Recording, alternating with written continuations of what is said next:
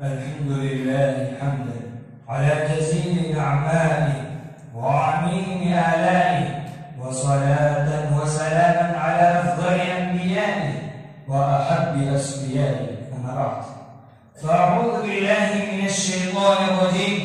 بسم الله الرحمن الرحيم. ولا تهنوا ولا تحزنوا وأنتم الأعلون إن كنتم مؤمنين. صدق الله العظيم.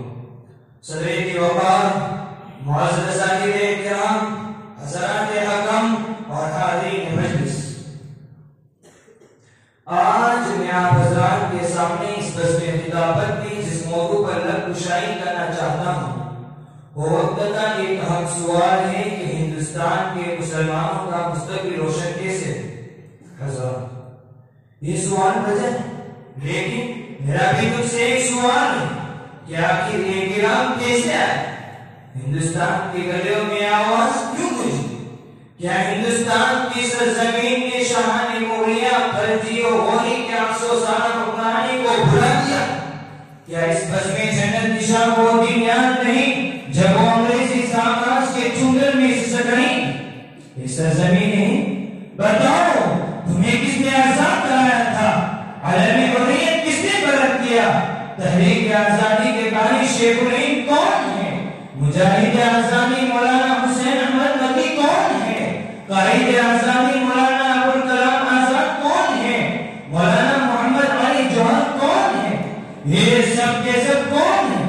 ہمارے ہی اسلاف و اکابر تو ہیں، ہمارے ہی آقا و اجداد تو ہیں جنہوں نے ہندوستان کے ماضی، حال و مستقبل کو سنوارا۔ 100 بار سوارا ہے ہم نے اس ملک کے گیسوئے برہم کو، 100 بار سوارا ہے ہم نے اس ملک کے گیسوئے برہم کو، یہ ہلے جنوں بتائیں گے کیا ہم نے دیا ہے عالم کو۔ دنیا کے نوجوان، سرزمین ہند کی پکار سن، ہاں ہاں مجھے یاد ہے تمہارے ہی اسلاف و اکابر نے ہمیں عزت و حرمت کا تاج پہنایا ہے، میری قدر سے تو کہ غلامی کو اتارا ہے، تمہارے ہی آبا نے ہمیں جنت نشاں بنایا ہے، لال قلعہ کی عظمت کی ہے، قطب مینار کی بلندی عطا کی، تمہارے ہی شہنشاہوں نے ہمارے سینے بیوی کو تاج محل کے حسن و جمال سے سنوارا، مگر تھے تو آقا ہی تمہارے تم کیا ہو، تھے تو آقا ہی تمہارے تم کیا ہو، ہاتھ پہ ہاتھ دھرے منتظر فردا۔ تم ٹیپو سلطان کی اولاد ہو مگر تم نے جنود و بصارت نہیں، تم شاہ اسماعیل شہید کے لاڈلے ہو مگر تم نے وہ جذبہ اطاعت اور نبی سے عشق و محبت نہیں، تم شیخ الہند کے فرزند ہو مگر تم نے وہ خلوص الہیت کی فراوانی نہیں، تم عطا اللہ شاہ بخاری کے جانشین ہو مگر تمہاری زبان میں وہ طاقت نہیں، پھر تمہارا مستقبل روشن کیسے ہو سکتا ہے؟ تمہیں عزت و سربلندی کیسے مل سکتی ہے؟ حکومت کا تخت و تاج تمہارے قدموں میں کیسے آ سکتا ہے؟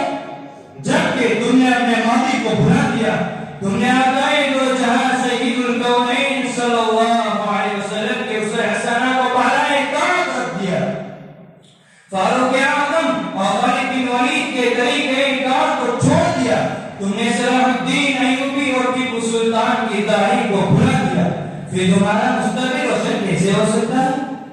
حضرات، آپ رسول اکرم صلی اللہ علیہ وسلم کے صحابہ کرام کی زندگی کے ایک ایک لمحے کا مطالعہ کیجیے تو معلوم ہوگا کہ ان کی زندگی قرآن و حدیث سے عبارت تھی، ایمان کامل و توحید خالص سے ان کا دل معمور تھا، انابت اللہ ان کا شعار تھا، رسول کی اطاعت کی ان کی زندگی کا اثر سرمایہ تھا، تبھی تو رفتار زمانہ ان کی ہم جوڑی اور گفتار وقت ان کا ہم آہم کرم فیاد تھا۔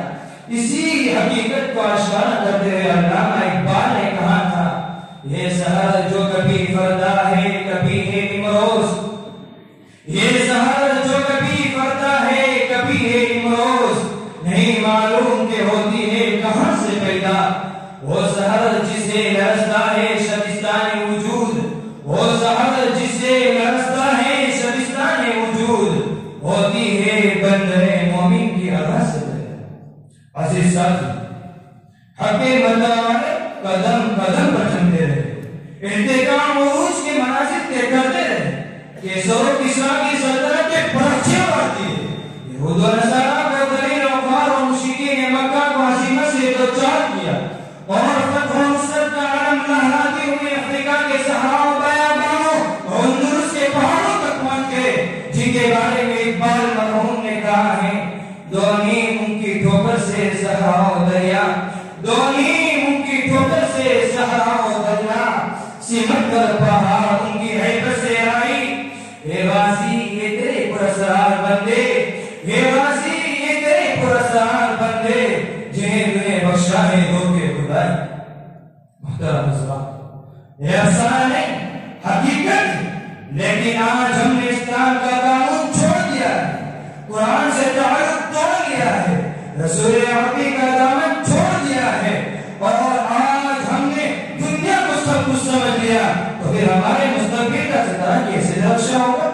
ذرا سوچو، تم کیا ہو؟ تمہارا مقام کیا ہے؟ مسلمانوں، تم ہی تو ہو جسے قرآن نے خیر امت کا لقب دیا ہے. قرآن کہتا ہے: کنتم خیر امت اخرجت للناس. تم ہی تو ہو جسے قرآن نے وسط امت قرار دیا ہے. قرآن کہتا ہے: وجعلناکم امتا وسطا لتکونوا شہداء علی الناس. مسلمانوں، تم ہی تو ہو جسے قرآن نے ولا تہنوا ولا تحزنوا کی بشارت دی ہے. تم ہی تو ہو جن سے رب العالمین نے انتم العالم کا وعدہ کیا. پھر تم مغرور و مغرور کیوں ہو رہے ہو؟ تم سے تمہارے مستقبل کا سوال کیوں ہو رہا ہے؟ کیا قرآن کا وعدہ غلط ہے؟